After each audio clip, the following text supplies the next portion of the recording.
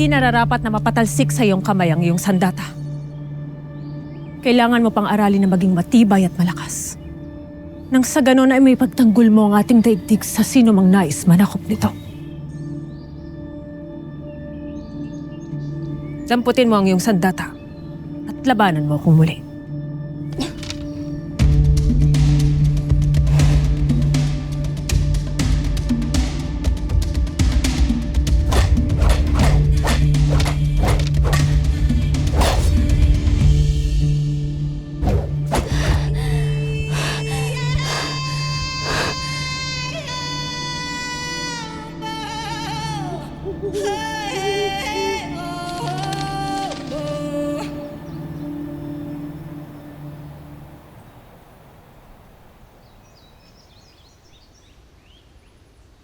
Gaia, halika.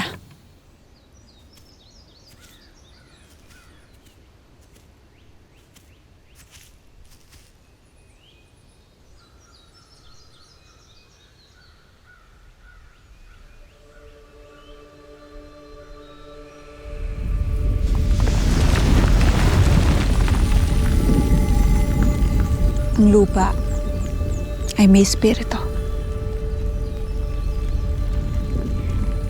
Naririnig niya tayo. Pinagmamasdan. Halika. Hawakan mo ang lupa at damhin ang kanyang tibok.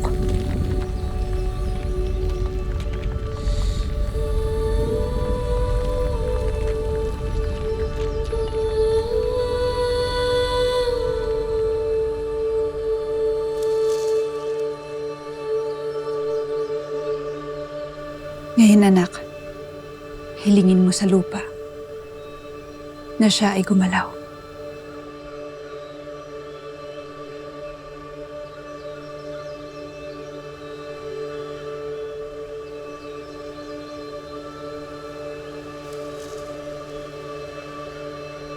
Ayaw gumana, Ada.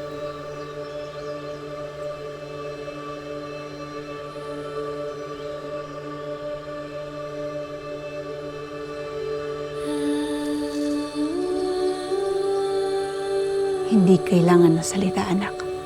Sapat na ang iyong intensyon.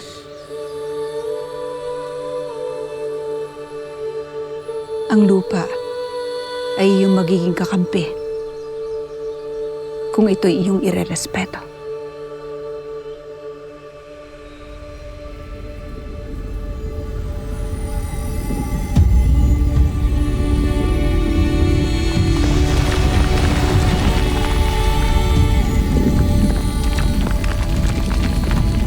Ada, nagawa ko!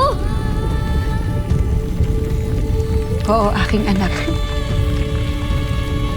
At tandaan mo rin na ito ay hindi tungkol sa kapangyarihan. Ito ay tungkol sa pakikiisa.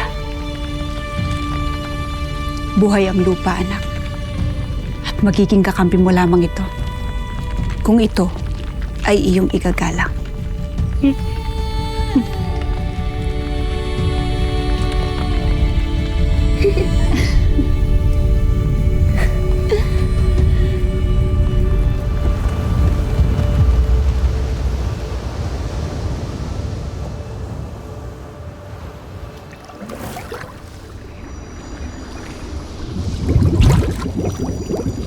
Anak, ang tubig ay kapwa banayad at malakas.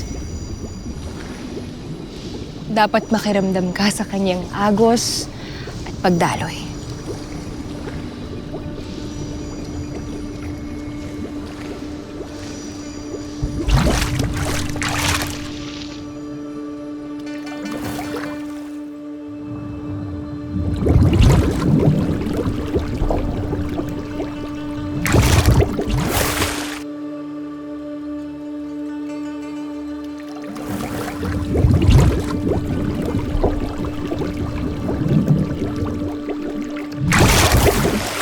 Ada, ang hirap po nito.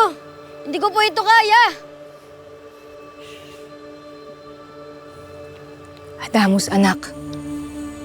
Ang tagapangalaga ng brilyante ay hindi agad-agad sumusuko. lahat ng sangre ay dumadaan sa hamon ng pagsasanay. Kung kami ay sumuko na lang, wala na magtatanggol sa Encantadia. Halika. Halika, ulitin natin. Ipakita mo sa akin kung gaano kalakas ang puso at isipan mo.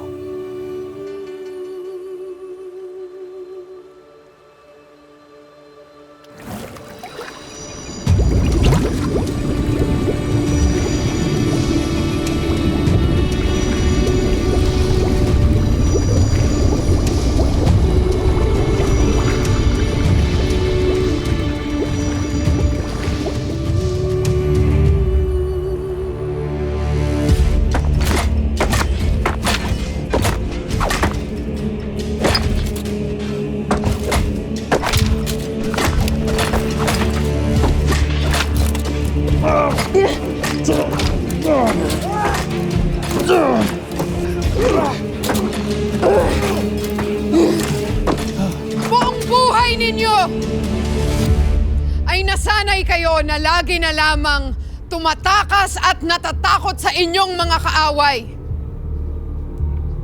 At ang inyong mga sandata ay ginagamit nyo lamang upang makahuli ng mga Adjena. Ngunit magbabago yon ngayon, sapagkat ang inyong mga sandata ay gagamitin ninyo hindi lamang upang ipagtanggol ang inyong mga sarili, kundi upang maging mababagsik na mandirigma ng Miniafe.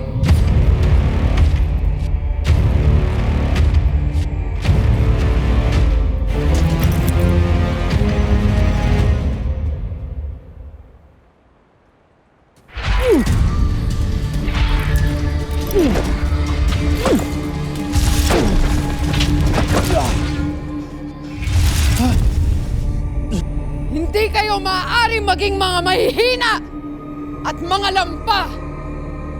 Lalo na't ang kinakaharap nating mga kalaban ay hindi biro.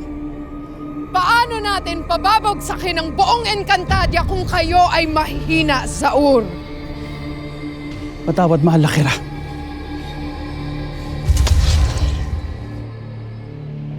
Ituloy ang pagsasanay.